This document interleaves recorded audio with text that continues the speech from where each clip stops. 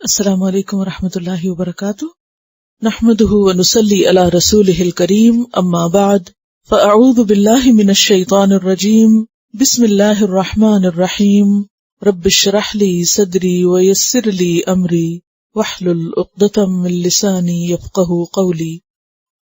سبق نمبر 167، آیت نمبر 83 سے 112 تک، لیسن نمبر 167، آیت 83 to 112۔ وَأَيُّوبَ، اور ایوب علیہ السلام، یعنی ذکر کرو ایوب علیہ السلام کا، اس جب نادا، اس نے پکارا، یعنی دعا مانگی، ربہ، اپنے رب سے، انی، کہ بے شک میں، مسنی، چھوا مجھ کو، لگ گیا مجھے، الدر، دکھ، بیماری، در، ضاد رے رے پیش کے ساتھ ہو تو بیماری کے لیے استعمال ہوتا ہے، جسمانی کمزوری کے لیے، اور زبر کے ساتھ ہو ضرر تو ہر طرح کے نقصان کے لیے۔ وَأَنْتَ أَرْحَمُ الرَّاحِمِينَ، وَأَنْتَ، اور تو، ارحم، سب سے بڑھ کر رحم کرنے والا ہے، الراحمین، رحم کرنے والوں میں، یعنی تو بہت زیادہ رحم فرمانے والا ہے۔ ایوب علیہ السلام نے یہ دعا کب کی؟ جب وہ ایک شدید تکلیف یا بیماری میں مبتلا ہوئے۔ یہاں وہ اپنے رب سے شکوہ نہیں کر رہے بلکہ اپنا دکھ بیان کر رہے ہیں۔ بیماری کا ذکر ہر ایک سے کرتے رہنا یہ تو ناپسندیدہ ہے، یا اپنے دکھوں کی داستان ہر ایک کو سناتے رہنا بہت اچھا نہیں، لیکن اپنا دکھ، اپنی تکلیف اور پریشانی اپنے رب کے سامنے رکھنا اور اس سے حل مانگنا، یہ پیغمبروں کا شیوہ رہا ہے۔ اور ہم دیکھتے ہیں یعقوب علیہ السلام کو جب بہت زیادہ دکھی تھے تو انہوں نے کیا کیا؟ انما اشکو بثی وحزنی الی اللہ، میں اپنے دکھ اور غم کی فریاد اللہ سے کرتا ہوں، کیونکہ صرف اور صرف اللہ ہی کی ذات ایسی ہے جو ہمیں دکھوں سے نجات دے سکتی ہے۔ اور کہا جاتا ہے کہ جب انہوں نے کہا انی مسنی الضر، تو یہ جسمانی تکلیف فزیکلی بھی تھی اور اس کے ساتھ ساتھ ایک لوگوں کی باتوں کا دکھ اور تکلیف بھی۔ بہرحال روایات میں آتا ہے کہ اس کے بعد ان پر آزمائشوں کا سلسلہ شروع ہو گیا، سب کچھ ختم ہو گیا، اولاد مر گئی، اسی طرح جسمانی طور پر سخت بیماری کا شکار ہو گئے۔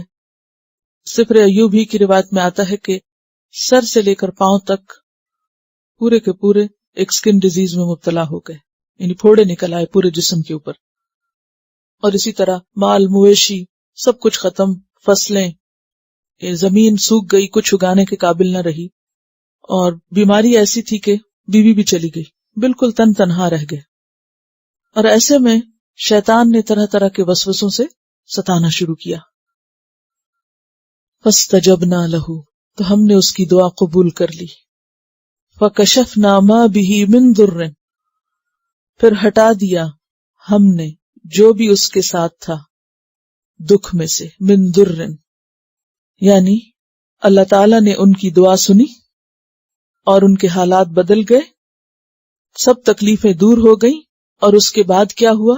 وَآتَيْنَاهُ أَهْلَهُ وَمِثْلَهُمْ مَعَهُ، دے دیے ہم نے اس کو اس کے گھر والے، وَمِثْلَهُمْ مَعَهُمْ، اور ان کی مثل، ان کی مانند ان کے ساتھ، یعنی پہلے سے بھی دگنے، رحمتم من عندنا، بطور رحمت ہماری طرف سے، وذکریٰ للعابدین، اور یاد دہانی ہے عبادت گزاروں کے لیے۔ کہا جاتا ہے، سفر ایوب ہی میں آتا ہے کہ آپ کے حالات بدلے، پہلے کی نسبت دگنی دولت آپ کو ملی۔ بخاری کی صحیح روایت میں آتا ہے کہ ان کے اوپر سونے کے پتنگے گرنے لگے، یعنی اس طرح واپس آیا سب کچھ۔ وہ اسماعیل، اور اسماعیل علیہ السلام، وہ ادریس، اور ادریس علیہ السلام، وذلکفل اور ذلکفل، کل من الصابرین، یہ سب بھی صابرین میں سے تھے. پہلے ایوب علیہ السلام کا ذکر کیا اور اس کے بعد کچھ اور پیغمبروں کا جنہوں نے خاص طور پر صبر کیا، جن کے صابر ہونے کی گواہی اللہ نے دی. ان میں اسماعیل اور ادریس علیہم السلام اور اس کے بعد ذوالکفل کا ذکر ہے. ذوالکفل کون تھے؟ ان کے بارے میں کئی ایک توجیحات بیان کی گئی ہیں. ایک تو یہ کہ یہ الیاس علیہ السلام تھے اور یہ الیاس علیہ السلام ہی کا دوسرا نام ہے. کچھ پیغمبر ایسے گزرے ہیں جن کے دو دو نام تھے. مثلا یعقوب علیہ السلام کا نام اسرائیل بھی تھا. عیسیٰ علیہ السلام کو مسیح بھی کہا گیا. یونس علیہ السلام کو ذوالنون کہا گیا. محمد صلی اللہ علیہ وسلم کو قرآن میں احمد بھی کہا گیا. اور اسی طرح الیاس علیہ السلام کو ذوالکفل بھی کہا گیا. ایک توجیہ تو یہ کی جاتی ہے. دوسری یہ کہ یہ الگ ایک پیغمبر ہے. اب یہ سب صابر لوگ تھے. صبر کیا ہوتا ہے کہ انسان پر بڑے سے بڑا صدمہ بھی ہو تو اس وقت وہ کیا کرے؟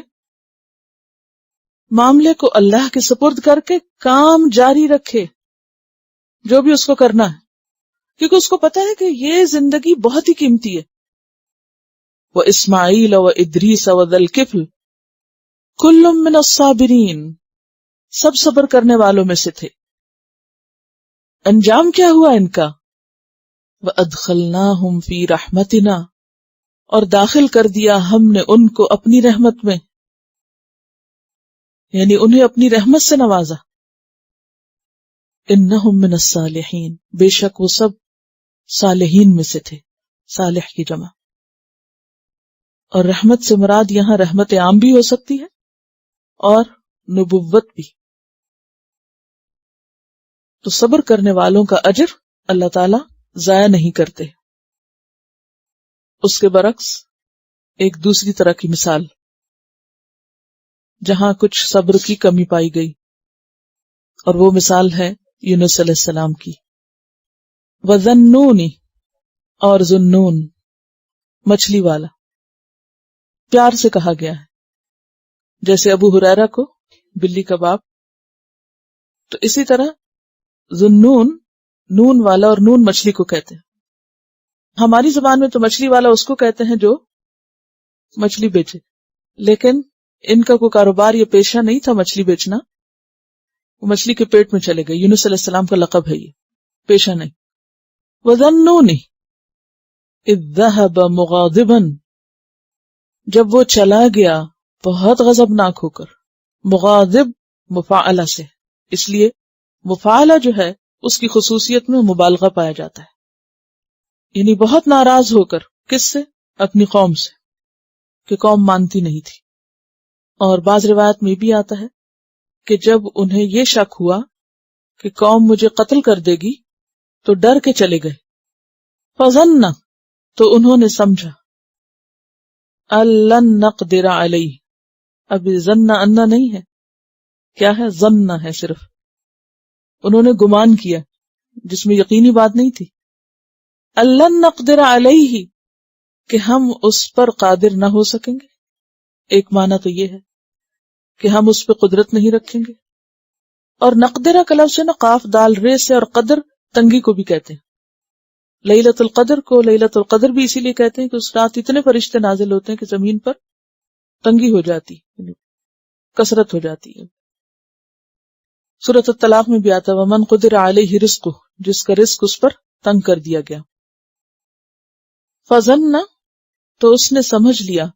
أَلَّن نَقْدِرَ عَلَيْهِ، یا اس نے سمجھا کہ ہم نہیں قدرت رکھتے اس پر، یا یہ کہ ہم نہیں تنگی کر سکتے اس پر، یعنی پکڑ نہیں سکتے اس کو. فَنَادَى فِي الظُّلُمَاتِ، تو اس نے پکارا اندھیروں میں. ظلمات ظلمت کی جمع، ظلمت اندھیرے کو کہتے ہیں، اور مراد ہے یہاں مچھلی کا پیٹ. آپ کو معلوم ہے کہ سورۃ یونس میں آپ تفصیل کچھ پڑھ بھی چکے ہیں کہ یونس علیہ السلام جب قوم سے ناراض ہو کر قوم کو چھوڑ کر بستی کو چھوڑ کر نکل چلے تو پھر چلتے چلے گئے حتیٰ کہ سمندر کے کنارے پہنچ گئے. وہاں سے ایک دیکھا کہ کوئی کشتی جا رہی، اس پر بیٹھ گئے کہ جہاں یہ جاتی میں بھی وہیں چلا جاؤں گا. ایسا ہوتا ہے نا بعض اوقات انسان کسی سے ناراض ہو تو پھر کیا کرتا ہے، پھر وہ سوچتا نہیں کہ مجھے اب کرنا کیا ہے، بس وہ جو سامنے آ گیا انسان کرتا چلا جاتا. تو ہوا یہ کہ کشتی جو تھی آگے جا کر ڈولنے لگی، تو ملاح نے کہا کہ کشتی کا وزن زیادہ ہو گیا، کسی ایک شخص کو نکالنا پڑے گا. اب وہ واپس کنارے تک آنا تو بہت مشکل تھا. بہرحال کون تیار ہو، کوئی بھی نہیں سمندر میں کودنے کو تیار. اس نے کہا اگر نہیں کوئی ایک نکلے گا تو سب ڈوبیں گے. اب سب آپس میں سوچنے لگے کہ کس کو نکالا جائے. قرآن اندازی ہوئی، فساہم فکان من المدحدین، قرہ آپ کے نام نکلا اور آپ کو اٹھا کے سمندر میں پھینک دیا. جو ہی پھینکا گیا تو مچھلی نے آ کے آپ کو نگل لیا، اور نگلتے ہی وہ سمندر کی تہوں میں چلی گئی. تو ایک تو مچھلی کے پیٹ کا اندھیرا، اوپر سے سمندر کی تاریکی، اوپر سے رات کا اندھیرا، اور اوپر سے غم کا اندھیرا. تو فنادا فی الظلمات، ان سارے اندھیروں میں پکار اٹھے، اللہ الہ الا انت، کہ نہیں کوئی الہ مگر تو ہی، سبحانک، پاک ہے تو، انی کنت من الظالمین، بے شک میں ظالموں میں سے ہوں، میں قصوروار ہوں. فاستجبنا لہ، تو ہم نے اس کی دعا سن لی. کیا ہوا؟ ونجیناہ من الغم، اور نجات دے دی ہم نے اس کو غم سے. وکذالک ننجی المؤمنین، اور اسی طرح ہم نجات دیں گے سب مومنوں کو، یا نجات دیتے ہیں سب مومنوں کو. کب؟ جب وہ اسی طرح پکاریں جیسے یونس علیہ السلام نے پکارا تھا. کیسے پکارا تھا؟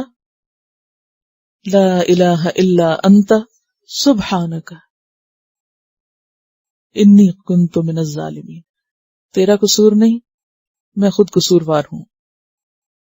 بہقی کی روایت میں آتا ہے کہ آپ نے فرمایا ما من مکروب یدعو بہذا الدعاء الا استجیب لہ، کوئی دکھی کرب میں مبتلا شخص اس دعا کے ساتھ نہیں پکارتا مگر یہ کہ اس کی دعا قبول کی جاتی ہے. یعنی یہ نسخہ دکھ دور کرنے کا، غم دور کرنے کا صرف انہی کے لیے خاص نہیں تھا بلکہ ہر دکھی کے لیے. فاستجبنا لہ وکذالک ننجی المؤمنین، اس کی دعا بھی ہم نے سنی اور باقیوں کی بھی ہم سنتے ہیں. ونجیناہ من الغم، تو پتہ یہ چلتا ہے کہ خاص طور پر غم کا مرض، دکھ، تکلیف، کرب، پریشانی، اور یہ پریشانی کئی قسم کی تھی. ایک تو مچھلی کے پیٹ میں جانے کی کہ میں کہاں پھنس گیا. آپ سوچئے تھوڑی دیر کے لیے کہ اگر آپ کسی لفٹ میں ہو اور لفٹ بند ہو جائے اور آپ درمیان میں کہیں سٹک ہو جائیں اور اندھیرا بھی ہو اور کوئی فریادی بھی نہ ہو، بجلی چلی جائے، نہ آپ گھنٹی بجا سکے، نہ کال کر سکے اور نہ ہی کوئی آ سکے، تو کیا کیفیت ہو سکتی ہے. تو وہ جو گھبراہٹ اور غم اور تکلیف اور دکھ وہاں جانے کا، اور پھر اس کے اوپر اللہ کی ناراضگی کا، کیونکہ انہیں فوراً سمجھ آ گئی کہ یہ میرے ساتھ جو کچھ ہوا ہے میری اپنی غلطی کی وجہ سے ہوا ہے. تو یہ ریئلائزیشن جب انسان کو ہوتی ہے کہ میری غلطی ہے، میں قصوروار ہوں، تو پھر وہ بری طرح ٹوٹتا ہے اندر سے، اور یہی ٹوٹنا اللہ کو پسند ہے. وزکریا، اور زکریا علیہ السلام، اذ نادى ربہ، جب اس نے اپنے رب کو پکارا، رب لا تذرنی فردا، اے میرے رب نہ تو چھوڑ مجھے اکیلا. وذر یذر وذرن، وذرن کہتے ہیں چھوڑنے، اور فرد اکیلا یا تنہا. وانت خیر الوارثین، اور تو بہترین ہے وارثوں میں سے. وارثین وارث کی جمع ہے. یا رب میری دعا یہ ہے کہ تو مجھے تنہا نہ چھوڑ، لیکن اگر تو میری دعا قبول نہ بھی کرے تو بھی میں ناراض نہیں. اگر کوئی اور میرا وارث نہ بھی ہوا، میرا ساتھی نہ بھی ہوا، تو مجھے یقین ہے کہ تو ہے. ہم انسان ہیں، انسانوں میں سے مددگار ڈھونڈتے ہیں، وارث تلاش کرتے ہیں، لیکن اگر تو یہ وارث نہ بھی دے تو میرے لیے تو کافی ہے. انت خیر الوارثین، سب وارثوں میں سے بہترین وارث تو خود ہے. انسان کو اولاد کی ضرورت کیوں ہوتی؟ کیونکہ انسان اس بات سے ڈرتا ہے کہ وہ تنہا رہ جائے گا، کوئی اس کا خیال رکھنے والا نہیں ہوگا، کوئی اس کا مددگار نہیں ہوگا، کوئی پوچھنے والا نہیں ہوگا، بڑھاپے میں کون لک آفٹر کرے گا، تنگی تکلیف دکھ میں کون ساتھ دے گا. کیونکہ اولاد باقی رشتوں کی نسبت زیادہ ہمدرد اور خیرخواہ ہوتی ہے، تو انسان اس پہ بھروسہ اور تکیہ بھی زیادہ کرتا ہے. لیکن یاد رکھیے کہ اصل بھروسہ اور اصل تکیہ اور توکل مومن کا اللہ ہی پر ہوتا ہے، اولاد پر نہیں ہوتا. اور نہ ہی اولاد کی تعلیم تربیت اور ان کے ساتھ احسان اس لیے کرنا چاہیے کہ یہ ضروری ہمارے کام آئے. نہیں، اللہ نے ہمارے سپرد امانتیں کی، ہم نے ان امانتوں کو اپنی وسعت طاقت استطاعت کے مطابق جیسا کر سکتے تھے اس کا حق ادا کیا ان کا، اور اس کے بعد بھروسہ ان پہ نہیں کیا، بھروسہ اللہ ہی پر. کیونکہ اللہ تعالیٰ کو یہ بات پسند ہی نہیں کہ بندہ اللہ کے سوا کسی دوسرے کو، خواہ وہ کوئی بھی ہو، کوئی بھی غیر اللہ میں سے، چاہے وہ پتھر اور لکڑی کے بت ہو، یا وہ پیغمبر اور بزرگ اور صالحین ہو، یا پھر مادی اسباب ہو، یا کوئی رشتہ دار ہو، یا اولاد ہو، وہ ان پہ بھروسہ کرے. شرک صرف پتھر اور لکڑی کے بتوں کو پوجنا ہی نہیں، اللہ کے سوا کسی کو بھی نفع نقصان کا مالک سمجھنا اور کسی پر بھی ایسا بھروسہ کرنا کہ یہ ہوگا تو کام چلے گا، اور اگر یہ نہیں ہوگا تو پھر تو کچھ باقی ہے ہی نہیں. نہیں، وَأَنْتَ خَيْرُ الْوَارِثِينَ، تو ہے، مجھے ڈر کس بات کا. فَاسْتَجَبْنَا لَهُ، تو ہم نے قبول کر لی اس کے لیے کیا؟ اس کی دعا. ہم نے اس کی دعا قبول کر لی، کیونکہ اس نے بھی کیسے پکارا تھا؟ خالص کر کے اپنے آپ کو. وَوَهَبْنَا لَهُ يَحْيَىٰ، اور عطا کیا ہم نے اس کے لیے یحییٰ. وَأَصْلَحْنَا لَهُ زَوْجَهُ، اور درست کر دی ہم نے اس کے لیے اس کی زوجہ، اس کی بیوی، کیونکہ بہت بوڑھی ہو گئی تھی تو بچہ پیدا کرنے کے قابل نہ تھی، تو اولاد کے قابل بنایا اس کو، کیونکہ بانجھ تھی. تو اللہ جب چاہے کسی بنجر چیز کو آباد کر دے، جب چاہے کسی انتہائی بیمار انسان کو صحت دے دے، وہ سب کچھ کر سکتا ہے، سب اس کی قدرت ہے. انہم کانو، بے شک وہ سب تھے، کون؟ جن کا بھی یہ پیچھے ذکر گزرا، سب الانبیاء، یسارعون، جلدی کرتے تھے، کس میں؟ فی الخیرات، نیکیوں میں، اطاعت کے کاموں میں، اللہ کی فرما برداری میں. سستی نہیں کرتے تھے، بلکہ کیا کرتے تھے؟ فوراً بڑھتے تھے، لپکتے تھے. یسارعون فی الخیرات، اور کیا کرتے تھے؟ وَيَدْعُونَنَا، اور ہمیں پکارا کرتے تھے، دعا کرتے تھے ہم سے. رغباً، شوق کے ساتھ، رغبت کے ساتھ، ورہباً، اور ڈر کے ساتھ. وَكَانُوا، اور وہ سب تھے، لنا خاشعین، ہمارے لیے خشوع کرنے والے، عاجزی کرنے والے، ہمارے آگے دبنے والے. اس لیے ہم نے ان کی دعائیں خوب سنی، سب کی سنی. ان پیغمبروں کے بعد ایک خاتون کا ذکر بھی ہے، اور وہ ہے مریم بنت عمران. واللتی احسنت فرجہا، اور وہ عورت یا وہ لڑکی یعنی مریم، احسنت جس نے حفاظت کی. احسنت کا لفظ جو ہے ہے صاد نون سے ہے. حسن کہتے ہیں قلعے کو، اور قلعہ کس لیے ہوتا ہے؟ محفوظ کرنے کے لیے، کہ کوئی اس میں داخل نہ ہو. جس نے حفاظت کی، بچا کے رکھا، حلال سے بھی اور حرام سے بھی. فرجہا اپنی شرمگاہ کو. فرج جو ہے بیسیکلی شگاف کو کہتے ہیں، لیکن مراد یہاں شرمگاہ ہے. فنفخنا فیہ من روحنا، تو پھونکا ہم نے اس میں اپنی روح سے. ہم نے اور اپنی روح، اللہ تعالیٰ نے اپنی طرف کیوں اس کو نسبت دی؟ حالانکہ جبریل علیہ السلام آئے تھے، سورۃ مریم میں گزر چکا ہے. جبریل علیہ السلام جب حضرت مریم کے پاس آئے اور ان کو کہا کہ میں اللہ کی طرف سے اس لیے آیا ہوں تاکہ تمہیں ایک پاکیزہ لڑکا عطا کروں، اور پھر ان کے اوپر پھونک ماری اور اس سے حضرت عیسیٰ علیہ السلام کا حمل ان کے پیٹ میں ٹھہر گیا. پھونک تو جبریل علیہ السلام نے ماری تھی، تو اللہ تعالیٰ فرما رہے فنفخنا، اور پھر من روحنا، یہ تشریف کے لیے یا عزت بخشنے کے لیے. اور ویسے بھی امر اور حکم تو اللہ ہی کا تھا، اللہ کے حکم سے سب کچھ ہو رہا تھا. وَجَعَلْنَاهَا، اور بنایا ہم نے اس کو، کس کو؟ مریم کو. وَابْنَهَا، اور اس کے بیٹے کو، کون؟ عیسیٰ علیہ السلام. کیا بنایا؟ آیتن، نشانی. مریم علیہ السلام ایک نشانی تھی اللہ کی. کیسے؟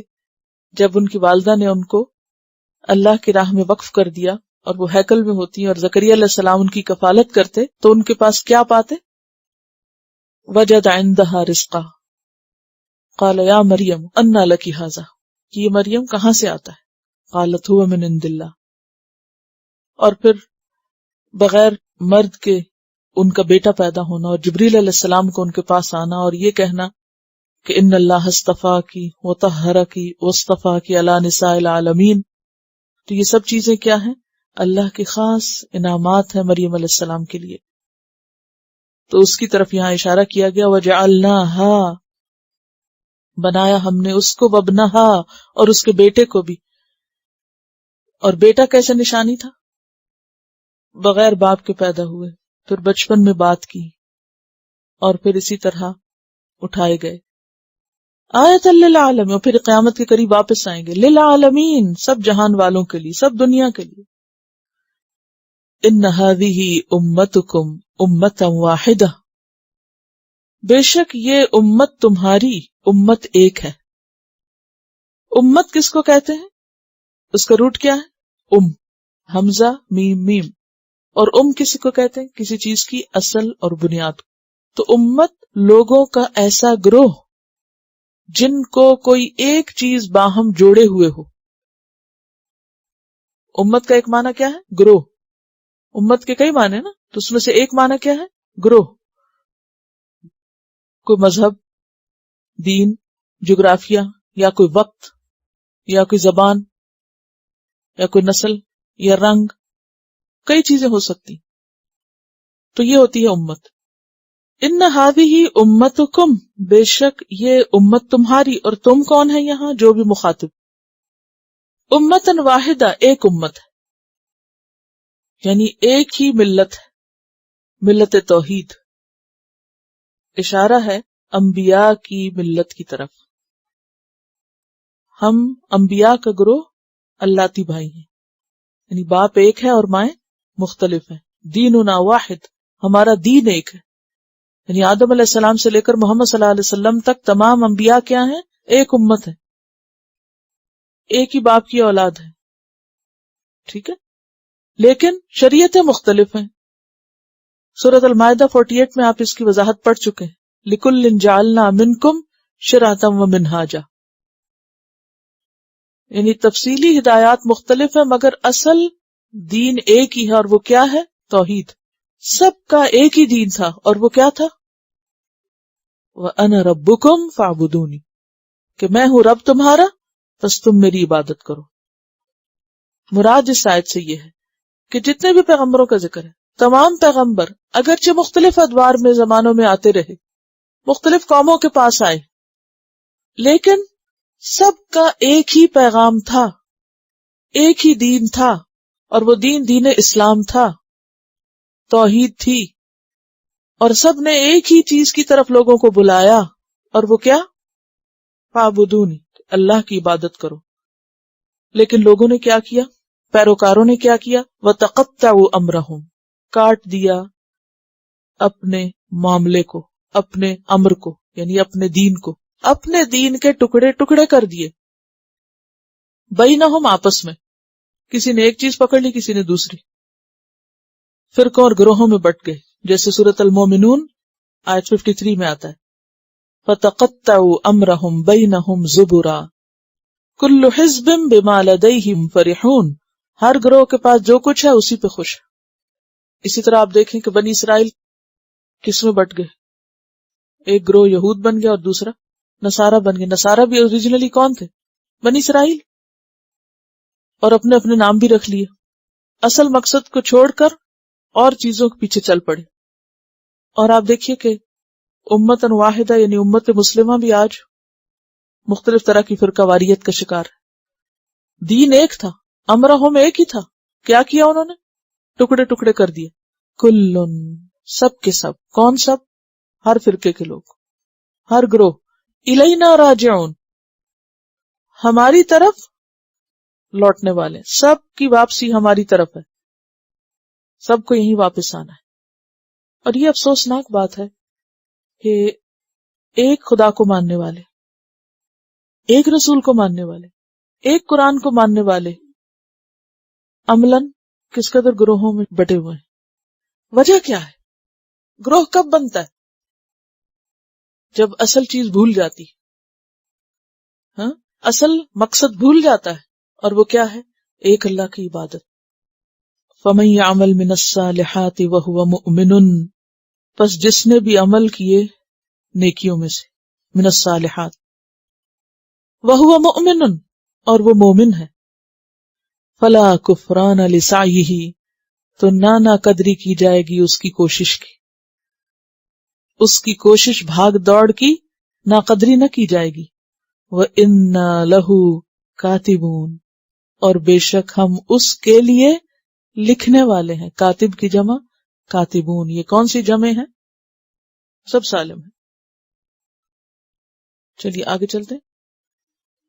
وَحَرَامٌ عَلَى قَرْيَةٍ، اور حرام ہے یعنی ممنوع ہے، ناممکن ہے، عَلَى قَرْيَةٍ، اوپر ایک بستی کے، أَهْلَكْنَاهَا، جسے ہم نے ہلاک کر دیا ہو، انہم، بے شک وہ، لا یرجعون، نہیں لوٹیں گے، یعنی جس بستی کو ہم ہلاک کر دیں عذاب سے تو پھر وہ دنیا میں واپس نہیں آ سکتے، یا پھر یہ کہ ہلاکت کے وقت توبہ نہیں کر سکتے۔ اور زیادہ قریب معنی کیا ہے؟ کہ دوبارہ زندہ نہیں ہو سکتے۔ لا یرجعون یعنی اب دنیا کی طرف واپسی نہیں، بلکہ قیامت کے دن ہی دوبارہ اٹھیں گے۔ سورۃ یاسین آیت 50 میں آتا ہے فَلَا يَسْتَطِيعُونَ تَوْصِيَةً وَلَا إِلَىٰ أَهْلِهِمْ يَرْجِعُونَ، نہ وہ وصیت کرنے کی استطاعت رکھتے ہوں گے اور نہ ہی وہ واپس پلٹ سکیں گے۔ اور یہاں پر لا کا لفظ جو ہے یہ نفی کی تاکید کے لیے آیا ہے، حتیٰ، یہاں تک کہ، یعنی وہ دنیا کی طرف نہیں لوٹ سکتے، بلکہ کیا ہوگا؟ قیامت ہی کے دن اٹھیں گے۔ اور پھر قیامت کا دن کب ہوگا؟ اس سے پہلے کچھ اس کی علامات ہوں گی، اور ان علامات میں سے ایک علامت یاجوج ماجوج کا نکلنا۔ حتی اذا فتحت، یہاں تک کہ جب کھول دیے جائیں گے، یأجوج و مأجوج، یأجوج اور مأجوج دو قبیلوں کے نام ہیں۔ وہم من کل حدب، اور وہ ہر اونچی جگہ سے، حدب کہتے ہیں ابھار کو، ٹیلے کو، کبڑے انسان کے لیے بھی احدب کا لفظ استعمال ہوتا ہے، کیونکہ اس کی کمر سیدھی نہیں ہوتی بلکہ بیچ میں سے ابھری ہوئی ہوتی ہے۔ اسی طرح لینزز کے لیے محدب اجزا، شاید نام لفظ سنا ہو آپ نے، تو محدب کا کیا معنی ہوتا ہے؟ کہ جو بیچ میں سے اٹھا ہوا، یعنی جیسے ہماری آنکھ ہوتی ہے نا، تو آنکھ بالکل سپاٹ سیدھی نہیں ہوتی بلکہ بیچ میں سے سامنے کا حصہ ابھرا ہوا ہوتا ہے، جہاں پر لینز ہوتا ہے ہمارا، یعنی اٹھی ہوئی جگہ یا ابھری ہوئی جگہ۔ تو یاجوج ماجوج نکل پڑیں گے اونچی جگہ سے، ینسلون، دوڑتے ہوئے۔ ینسلون کا لفظ نسل سے ہے، نسل کہتے ہیں ایک چیز سے دوسری چیز کو آہستہ آہستہ نکالنا، ایک چیز کا دوسری چیز سے نکلنا. جیسے تلوار اپنی میان سے نکلتی ہے تو اس کے لیے بھی لفظ استعمال ہوتا ہے. اسی طرح بلندی سے پستی کی طرف دوڑنا بھی نسل کہلاتا ہے، اوپر سے نیچے آنا. انسانوں کی جو نسل ہوتی ہے، جانوروں کی جو نسل ہوتی ہے، تو وہ بھی کیا ہوتا ہے؟ اوپر سے باپ دادا سے وہ آہستہ آہستہ نیچے کو ڈسینڈ کرتے ہیں، نیچے کو آتے ہیں. تو یہ جو بیان فرمایا گیا کہ وہ اونچی جگہ سے نکلیں گے اور دوڑتے ہوئے آئیں گے، تو مراد اس سے کیا ہے کہ وہ ایک دم پھیل جائیں گے زمین میں، جیسے ان کی یورش ہو جائے گی، یلغار ہو جائے گی. اور پیچھے آپ پڑھ چکے ہیں سورۃ الکہف میں یاجوج ماجوج کے بارے میں، اور جو کچھ پڑھا آپ نے اس کا خلاصہ کیا ہے کہ یاجوج ماجوج حضرت عیسیٰ علیہ السلام کی موجودگی میں قیامت کے قریب نکلیں گے. اور ایک صحیح حدیث سے ہمیں قیامت کی نشانیوں کا پتہ چلتا ہے. صحابہ کرام کہتے کہ ہم ایک دفعہ بیٹھے ہوئے تھے تو آپ صلی اللہ علیہ وسلم تشریف لائے اور آپ نے فرمایا کہ قیامت اس وقت تک قائم نہ ہوگی جب تک کہ یہ نشانیاں ظاہر نہ ہو جائیں. اور ان میں پہلی نشانی دھواں، پھر دجال کا نکلنا، پھر دابت الارض کا نکلنا جس کا قرآن پاک میں بھی ذکر آتا ہے، پھر مغرب سے سورج کا طلوع ہونا، پھر عیسیٰ ابن مریم کا نزول، اور پھر ان کے زمانے میں یاجوج ماجوج کی یورش. دجال اور یاجوج ماجوج کے بیچ میں عیسیٰ علیہ السلام ہوں گے. اور پھر 3 بڑے خسف ہوں گے، لینڈ سلائیڈز، ایک مشرق میں، ایک مغرب میں، اور ایک جزیرۃ العرب میں. اس کے بعد یمن سے ایک آگ نکلے گی اور وہ لوگوں کو دھکیلتے ہوئے معاشر کی طرف لے جائے گی. اس کے بعد قیامت آئے گی. اور یاجوج ماجوج کے خروج کا زمانہ قیامت کے بہت قریب ہوگا. ایک اور حدیث سے ہمیں پتہ چلتا ہے کہ آپ نے اس کو کچھ اس طرح بیان فرمایا کہ اس وقت قیامت اس قدر قریب ہوگی جیسے پورے پیٹ کی حاملہ نہیں کہہ سکتے کہ رات کو بچہ جن دے یا صبح کے وقت، لیلن و نہارن، یعنی کسی وقت بھی پھر قیامت آ سکتی ہے. بعد کی نشانیاں یک بعد دیگرے فوراً ہو جائیں گی. تو یاجوج ماجوج کے یہاں نکلنے کا ذکر ہے، یعنی فتحت، ان کا بند کھول دیا جائے گا. ردم جو ہے، جو ذوالقرنین نے بنایا تھا اور جس کے بعد ان کا نکلنا بند ہو گیا، تو قیامت کے قریب وہ کھول دیا جائے گا اور وہ نکل کر کثرت سے تیزی کے ساتھ زمین پہ پھیل جائیں گے. اور یوں محسوس ہوگا کہ جیسے کوئی اوپر سے نیچے اتر آیا ہو اور پھیل گیا ہو. اور ایک تو یہ کہ ان کی تعداد بہت زیادہ ہوگی، دوسرے یہ کہ وہ فساد بہت کریں گے زمین پر، کثرت سے ہلاکت اور مصیبت ہوگی.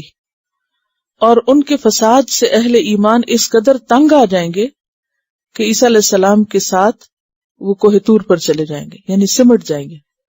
پھر عیسیٰ علیہ السلام کی بددعا سے یہ ہلاک ہوں گے، مر جائیں گے یہ یاجوج ماجوج. اور اس کثرت سے مریں گے کہ زمین ان کی لاشوں سے بھر جائے گی، اور ظاہر ہے کہ کوئی اٹھانے اور دفنانے والا تو ہوگا نہیں، تو ان میں سڑان پڑ جائے گی. پھر اللہ تعالیٰ ایسے پرندے بھیجے گا کہ جو ان کو اٹھا اٹھا کے سمندروں میں پھینکیں گے. پھر تیز بارش ہوگی جس سے زمین دھل کر صاف ہو جائے گی. تو حتی اذا فتحت یأجوج ومأجوج وهم من کل حدب ینسلون. من کل حدب، کل یعنی ہر طرف سے ہی جیسے نکلے چلے آ رہے ہوں. واقترب الوعد الحق، اور قریب آ جائے گا سچا وعدہ. اب آپ دیکھیے کہ انہی آیات کی وضاحت احادیث سے ہوتی ہے نسبتاً آسان الفاظ میں، یعنی قیامت قریب آ جائے گی. سچا وعدہ یہاں کون سا ہے؟ حق وعدہ، قیامت کا وعدہ، جس کا ذکر اس سورت کے آغاز میں کیا گیا. کیا؟ اقترب للناس حسابهم وهم فی غفلۃ معرضون. واقترب الوعد الحق فاذا هي شاخصۃ ابصار الذین کفروا. تو جب وہ کھلی کی کھلی رہ جائیں گے، شین خے صاد، شخوص کہتے ہیں آنکھوں کا کھل جانا. ابصار بصر کی جمع، آنکھیں کھلی کی کھلی رہ جائیں گی ان کی جنہوں نے کفر کیا، یعنی اس قدر وہ شوق میں چلے جائیں گے، اس قدر حیرت اور خوف میں ہوں گے کہ آنکھیں بند کرنا بھول جائیں گے. لیوم تشخص فیہ الابصار بھی آتا ہے قرآن پاک میں. یا ویلنا، کیا پکاریں گے؟ ہے افسوس ہم پر، ہے بربادی ہماری. قد کننا فی غفلت من ھذا، یقیناً ہم اس کی طرف سے غفلت میں پڑے ہوئے تھے، اسی دن کو تو بھولے ہوئے تھے. اقترب للناس حسابهم وهم فی غفلت معرضون، اس وقت غفلت سے جاگیں گے اور خود اعتراف کریں گے، ہے کم بختی ہماری کہ ہم غفلت میں رہ گئے.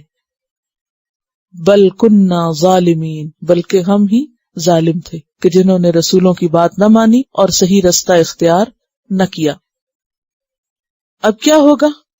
اس اعتراف گناہ کا کچھ فائدہ نہ ہوگا.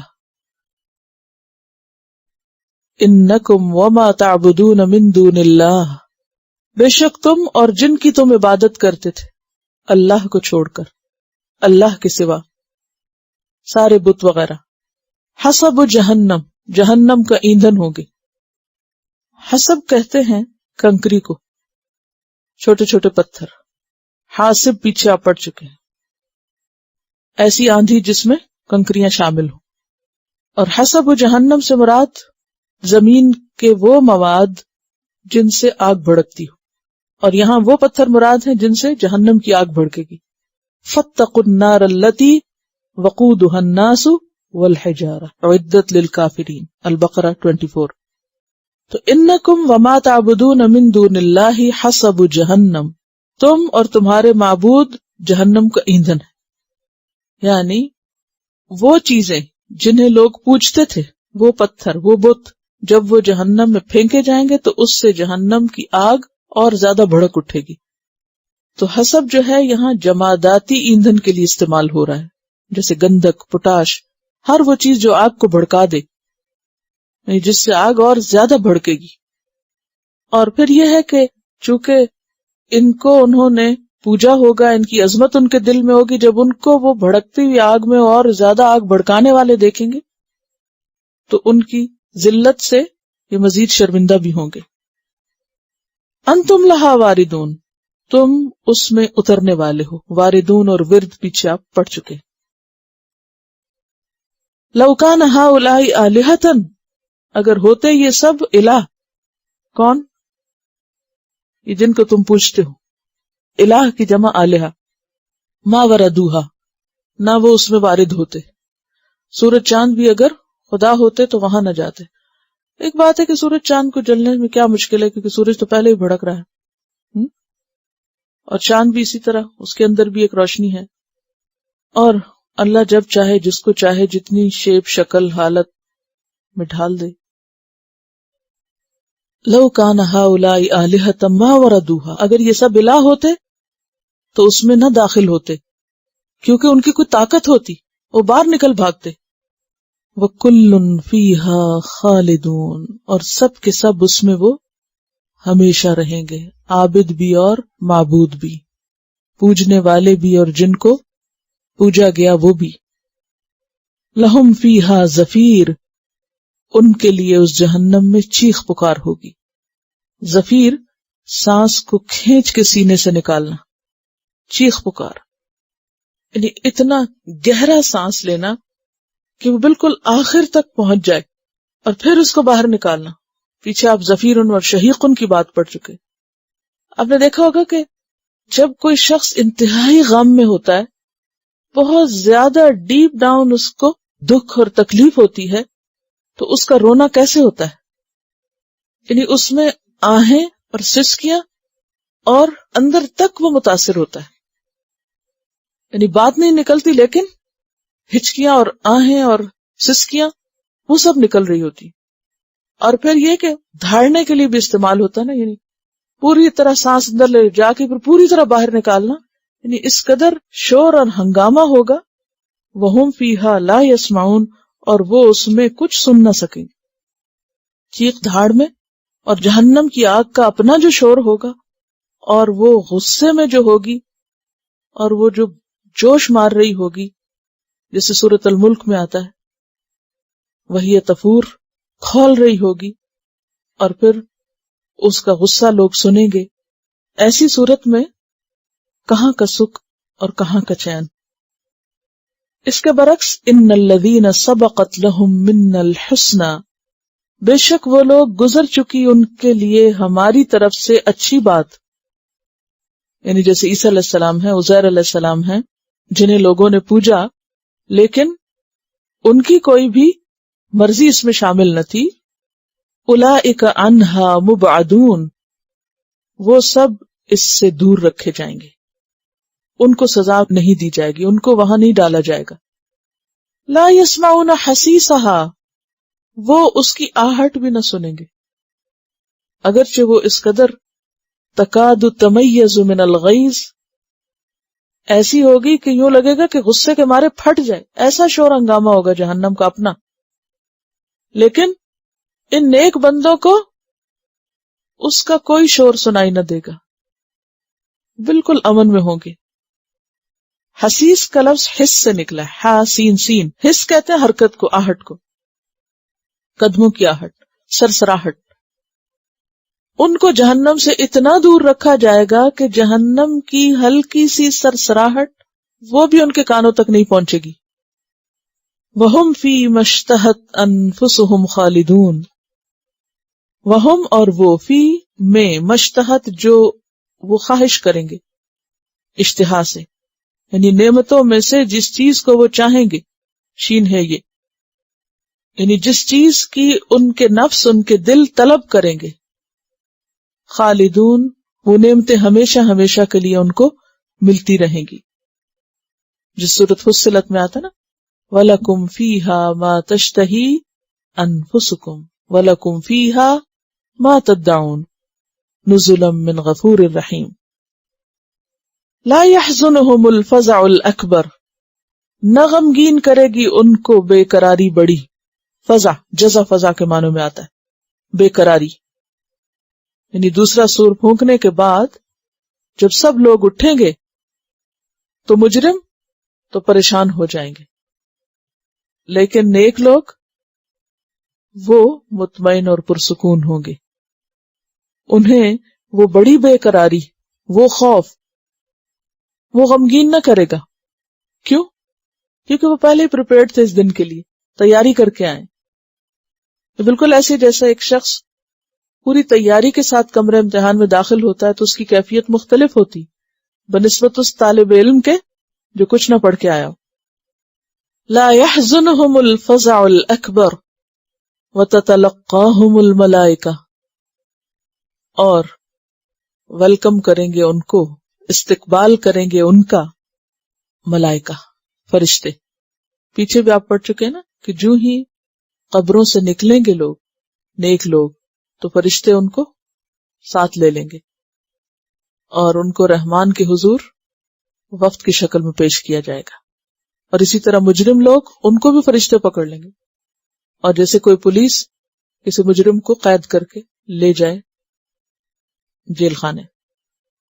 تو یہاں پر جب سور پھونکا جائے گا، یعنی دوسرا سور، اور سب مرے ہوئے لوگ جی اٹھیں گے، حشر کی طرف چلیں گے، تو ان کے اندر کوئی گھبراہٹ نہ ہوگی، حالانکہ وہ بہت بڑی گھبراہٹ کا دن ہوگا. اور قبروں سے نکلتے ہی فرشتے ان کا استقبال کریں گے، ہاتھوں ہاتھ لیں گے. تلقا کا کیا معنی ہوتا ہے؟ فتلقا آدم، لے لیے، ہاتھوں ہاتھ لیے، کسی چیز کو شوق سے لینا. اور یہاں کیا مراد ہے؟ استقبال. اور کیا خوشخبری دیں گے؟ ھذا یومکم، یہ تمہارا دن ہے. اپنی زبان میں ہم کیا کہتے ہیں کہ یہ تمہارا دن ہے آج. کب یہ کہا جاتا ہے؟ یہ کب بولا جاتا ہے کہ آج تمہارا دن ہے؟ یہ تو تمہارا دن ہے آج. دلہن کے لیے کہا جاتا ہے، یہ کسی خوشی کے موقع کے لیے کہا جاتا ہے جو اس دن کا خاص مہمان ہو یا اس دن کا خاص شخص یا شخصیت یا پرسنالٹی ہو. ھذا یومکم الذی کنتم توعدون، وہ جس کا تم سے وعدہ کیا جاتا ہے یا تم جس کا وعدہ کیے جاتے تھے. کہاں؟ دنیا میں، جس کے بارے میں تمہیں بتایا گیا تھا. یوم نطوی السماء، جس دن ہم لپیٹ دیں گے آسمان کو. توئے واؤ، یہ طوا ہوتا ہے لپیٹنا، اسکرول کرنا، رول کرنا. کیسے لپیٹیں گے؟ قطعی السجل للکتب، مانند لپیٹنے کے. طی بھی لپیٹنے کے لیے آ رہا ہے، نشر کی ضد ہوتا ہے. نشر ہوتا ہے پھیلانا اور طی ہوتا ہے لپیٹنا. آپ اس سے سمجھے کہ جیسے آپ کپڑے دھونے کے بعد پھیلاتے ہیں اور پھر طے کرتے ہیں. ٹھیک ہے؟ تو جس دن ہم آسمان کو طے کر دیں گے، لپیٹ دیں گے، کس طرح؟ جیسے لپیٹا جاتا ہے، طے کیا جاتا ہے. السجل، سجل. سجل اصل میں پتھر کو کہتے ہیں جس پہ کچھ لکھا جائے، وہ پتھر جس پر کچھ لکھا جائے. پھر وہ کاغذ یا کوئی بھی وہ چیز جس میں لکھا جائے اس کو سجل کہا گیا. دفتر، کاپی جس کو کہتے ہیں، یا تومار، یا فائل، صحیفہ، اسکرول. سجل کیا ہے؟ وہ پتھر جس پہ کچھ لکھا جائے. کیونکہ پہلے زمانے میں کاغذ نہیں ہوتے تھے تو کس پہ لکھتے تھے لوگ؟ پتھروں پہ، ہڈیوں پہ، پتوں پہ، وغیرہ وغیرہ. پھر اس کے بعد جب کاغذ کا زمانہ آیا تو لفظ وہی استعمال کیے گئے، سجل، یعنی کوئی بھی کاغذ یا کوئی بھی چیز جس پہ لکھا جائے، یعنی کاغذ کی طرح یوں کہہ سکتے ہیں آپ. للکتب، کتابت کے لیے. سجل للکتب، کاغذ لکھنے کے لیے. جیسے لکھا ہوا کاغذ ہوتا ہے تو وہ کیا کیا جاتا ہے؟ لکھنے کے لیے کھولا جاتا ہے یا نہیں؟ اب بھی آپ دیکھیں کاپی کھولتے ہیں آپ. پہلے زمانے میں بائنڈنگ نہیں کی جاتی تھی، وہ کیا کرتے تھے؟ رول کرتے تھے. اسکرولز جو ہوتے تھے ان کو، ڈیڈ سی اسکرولز کا بھی آپ نے دیکھا جو سنا ہوگا، کھول دیے جاتے اور پھر لکھنے کے بعد ان کو پھیلا دیا جاتا ہے کہ سوکھ جائیں، اور پھر دوبارہ رول کر دیا جاتا. تو اللہ تعالیٰ فرما رہے ہیں کہ قیامت کے دن ہم آسمانوں کو لپیٹ دیں گے، واپس باندھ کر دیں گے. یعنی جس طرح اللہ تعالیٰ نے اس کائنات کو پھیلایا تھا اسی طرح وہ واپس سمیٹ بھی دے گا. اس کے لیے کیا مشکل ہے؟ یعنی قیامت کا آنا بعید کیوں سمجھتے ہو؟ ہم سب کچھ واپس طے کر دیں گے، لپیٹ دیں گے، رول بیک کر دیں گے. کیسے؟ کما بدأنا، جیسے ہم نے ابتدا میں کیا، جیسے ہم نے شروع کیا. اول خلقن، پہلی تخلیق کے وقت یا تخلیق کی ابتدا میں. نعیدہ، ہم اس کا اعادہ کریں گے، ختم کرنے کے بعد واپس اس کو لوٹا دیں گے. وعدن علینا، وعدہ ہے ہمارے ذمہ. کس چیز کا؟ کہ ہم لپیٹیں، ختم کریں سب. انا کننا فاعلین، اور ہم وعدہ پورا کر کے رہیں گے، بے شک ہیں ہم کر کے رہنے والے، لا محالہ کریں گے. وَلَقَدْ كَتَبْنَا فِي الزَّبُورِ، اور البتہ تحقیق لکھ دیا ہم نے زبور میں. زبور جو ہے زے رے سے ہے، جس سے آپ زبر لکھتے ہیں. لوہے کی بڑی سل کو زبورہ کہتے ہیں. زبورہ، لوہے کی بڑی سل، لوہے کا بڑا سا ٹکڑا. بالوں کے گچھے کے لیے بھی زبر لفظ استعمال ہوتا ہے. پھر ہر وہ کتاب جو جلی اور گاڑھے خط میں لکھی جائے وہ زبور کہلاتی. کیونکہ تحریر بھی کیا ہوتی یا کتاب بھی کیا ہوتی، کیسے ہوتی؟ کلسٹر ہوتا ہے نا، ایک طرح سے گچھا بن جاتا ہے الفاظ کا مجموعہ یا کاغذوں کا مجموعہ. تو زبور سے مراد یا تو وہ زبور ہے جو داؤد علیہ السلام کو دی گئی، جو مختلف طرح کے ترانوں کا، اللہ کی حمد کی نظموں پر مشتمل کیا تھی، ایک کتاب تھی. یا زبور سے مراد مختلف صحیفے، صحیفوں کا مجموعہ، جتنے بھی اللہ نے صحیفے نازل کیے سب مراد ہو سکتے ہیں. ٹھیک ہے؟ تو پھر گچھے کے معنی میں بھی آ جاتی ہے بات پھر. ٹھیک، تو زبور ہر وہ کتاب جو گاڑھے خط میں لکھی ہوئی ہو، یعنی خوب واضح ہو لکھائی اس کی. تو ہم نے زبور میں لکھ دیا. کیا معنی ہے زبور کا یہاں پھر؟ یا تو زبور ہے داؤد علیہ السلام کی، اور یا زبور سب صحیفوں میں یہ بات لکھی ہوئی ہے. من بعد ذکر، ذکر کے بعد، یعنی واضح و نصیحت کے بعد ایک بات لکھی ہے کہ ان الارض، بے شک زمین، اور زمین سے مراد بھی یا تو یہ دنیا کی ہماری زمین یا پھر جنت کی زمین. یرثھا، وارث ہوں گے اس کے، یعنی جنت کے وارث ہوں گے یا پھر دنیا میں بھی زمین کے وارث ہوں گے. کون؟ عبادی، میرے بندے. کون بندے؟ الصالحون، صالح بندے.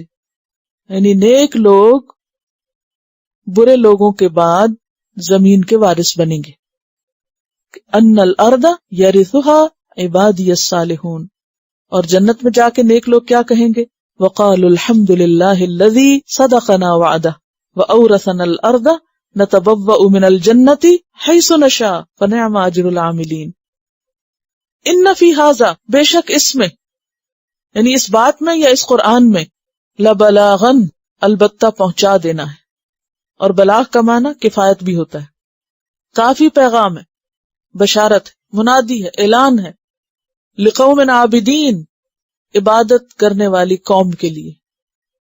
صحابہ کرام ہوئے تھے نا، وہ سورۃ الاحزاب کی آیت آپ کے فالوورز ہی کے لیے تھی. یعنی یہ اللہ کا وعدہ ہے کہ اس دنیا میں بھی اور آخرت میں بھی اللہ کی نعمتوں کے اصل وارث یا اصل حقدار کون ہے؟ صالحین ہے. وما ارسلناک الا رحمتا للعالمین، اور نہیں بھیجا ہم نے آپ کو مگر رحمت بنا کر سب عالم کے لیے، یعنی جن و انس سب کے لیے ہم نے آپ کو رحمت بنایا. یعنی آپ صلی اللہ علیہ وسلم کی آمد ہم سب کے لیے اللہ کی رحمت کے حصول کا ذریعہ بنی. آپ وہ لائے جس سے ہم دنیا اور آخرت میں کامیاب ہو سکتے. قل انما یوحى الی، کہہ دیجئے کہ بے شک میری طرف وحی کیا جاتا ہے. کیا بات وحی کی جاتی؟ انما الہکم الہ واحد، کہ تم سب کا الہ ایک ہی الہ ہے. فہل انتم مسلمون، پھر کیا تم مسلم ہو، فرما بردار بنو گے، بات مانو گے، جھکو گے، صرف ایک الہ کو سب کچھ سمجھو. فَإِن تَوَلَّوْا، پھر اگر تم منہ موڑتے ہو، فقل، تو کہہ دیجئے. کون؟ آپ صلی اللہ علیہ وسلم. کیا کہہ دیجئے؟ آذنتکم، میں نے تم کو خبر دے دی. آذان کس کو کہتے ہیں؟ بلند آواز سے اعلانیہ طور پر اطلاع دینا. آذنتکم، میں نے تم کو اعلان کر دیا، اعلان بتا دیا. علی سوا، برابری پر. سوا کا مطلب کیا ہوتا ہے؟ برابر، برابر. یعنی جتنا میں جانتا ہوں اتنا ہی تم کو بتا دیا ہے. یہ براد ہے برابری کا، پورا پورا بتا دیا ہے، واضح طور پر، مفصل مدلل طور پر. وہ ان ادری، اور نہیں میں جانتا. اور ادری، ادرا کیا ہوتا ہے؟ ادرا کا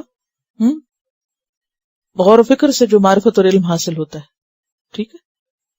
اور نہیں میں جانتا. اقریبن، کیا قریب ہے؟ ام بعیدن، یا دور ہے؟ ما توعدون، جو تم وعدہ دیے جاتے ہو، یعنی قیامت کا یا تمہاری سزا کا.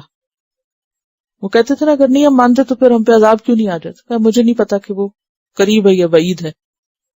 انہ یعلم الجہر، بے شک وہ جانتا ہے ظاہر کو یا اونچی چیز کو، من القول، بات میں سے. ویعلم ما تکتمون، اور وہ جانتا ہے جو کچھ تم چھپاتے ہو. وَإِنْ أَدْرِي، اور نہیں میں جانتا. لعلہ، شاید کہ وہ. فتنۃ، آزمائش ہے. لکم، تمہارے لیے. کیا؟ عذاب میں تاخیر، یا جو تمہیں ڈھیل مل گئی ہے کہ دین کی دشمنی کے باوجود تم پنپ رہے ہو، کہ یہ سب تمہارے لیے کیا ہے؟ آزمائش. ومتاع، اور فائدہ اٹھانا. الہین، ایک وقت تک. اصل میں یہ آیات جو ہیں یہ آخری، یہ جواب ہیں ان کے سوال کا اہل مکہ کے، کہ اگر ہم جھوٹے ہیں تو ہماری پکڑ کیوں نہیں ہوتی. اور صرف ان کا نہیں، بہت سے لوگ یہ سوچتے ہیں کہ جو لوگ اتنے غلط کام کرتے ہیں، نافرمانیاں کرتے ہیں، تو ان کو اتنی چھوٹ ملی ہوئی ہے، تو ایسا کیوں ہے؟ تو بات یہ ہے کہ کسی کو نافرمانی اور گناہ اور غلط کاری کے باوجود ڈھیل مل جانا، اس کے لیے کیا ہے؟ بہت بڑی آزمائش. وہ سمجھتا ہے کہ اللہ مجھ سے راضی، اس لیے میری کوئی پکڑ نہیں ہوئی، حالانکہ یہ اس کے لیے کیا ہے؟ فتنہ.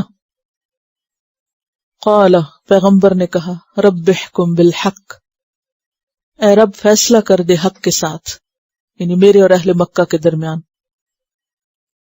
وَرَبُّنَا الرحمن، اور ہمارا رب رحمان ہے، المستعان جس سے مدد مانگی جاتی ہے، عین واو نون اس کا روٹ ہے، ایاک نستعین اسی سے ہے، اور ہمارا رب تو رحمان ہے جس سے مدد طلب کی جاتی. کس پر؟ الی ما تصفون، ان باتوں کے مقابلے میں جو تم بیان کر رہے ہو، جو جھوٹے سچے الزام تم جو لگا رہے ہو ہم پر، جو غلط بیانی کرے، جو منفی پروپیگنڈا تم ہمارے خلاف کر رہے ہو، جس کا توڑ ہمارے ہاتھ میں نہیں یا ہمارے بس میں نہیں، ان سب چیزوں کے مقابلے کے لیے ہم اللہ ہی سے مدد مانگتے ہیں. اللہ ہی جلد یا بدیر فیصلہ کر دے گا کون سچا تھا کون جھوٹا تھا، کون حق پر تھا کون ناحق.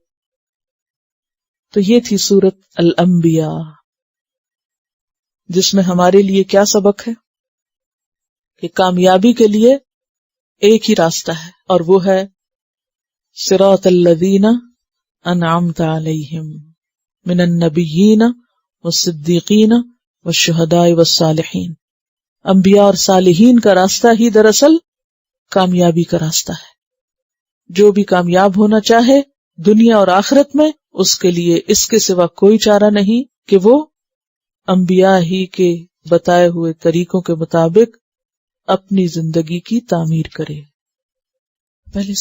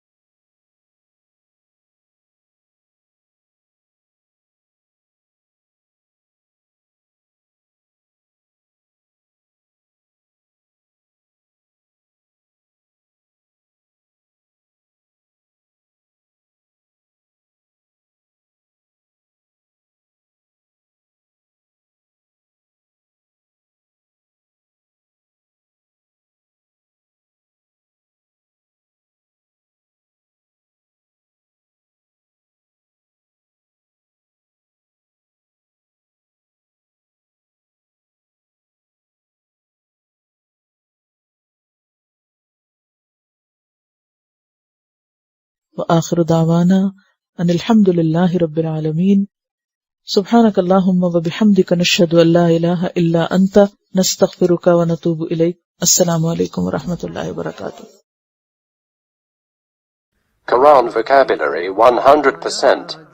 The best application to understand Quran. Study with flashcards. Word list. Learn 25% of Quran vocabulary in 7 days.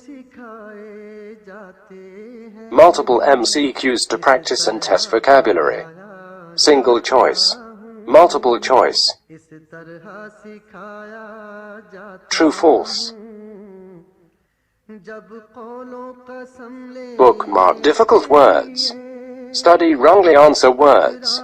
Test your skills. 12 essential grammar lessons at Learn Quranic Grammar. You can select number of word to study from bookmarks. Select number of times wrongly answered words for study. Test your skills with multiple choice flashcard, true false, matching words and single choice MCQs. Grammar lessons are available in PDF format. Native Quranic and Urdu fonts. Available at Google Play and Apple App Stores. Download it today to contribute in the Islamic Apps Development Project. Quran vocabulary 100% in Urdu. Visit smartappsweb.com.